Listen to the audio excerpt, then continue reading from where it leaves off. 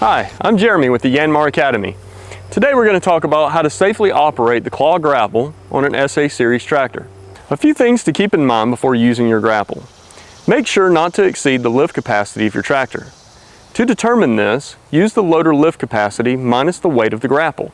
For example, if the rated lift capacity is 1,200 pounds and the grapple weighs 250 pounds, that makes the tractor's lift capacity 950 pounds.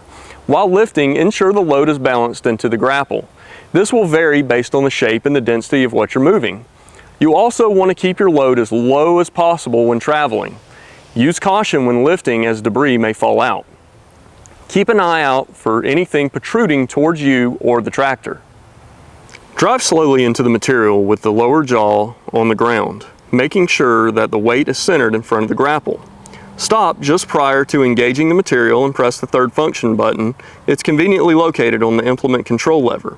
With the button pressed, move the joystick to the left to open the upper jaw. Slowly drive into the material and close the upper jaw by pressing the third function button and moving the joystick to the right until the load is secure. You may then release the button, tilt the grapple backwards and lift slightly. Drive backwards to ensure the load is secure before traveling. When you are ready to release the load, lower the grapple and tilt forward, then slowly open the upper jaw. A few things to keep in mind when using the grapple: do not use the lower jaw to stir the soil and do not use the upper jaw to scrape the ground. Now have fun with your new grapple. And as always, thanks for watching, and for more tractor tips, visit us at yanmartractor.com or visit your local Yanmar dealer.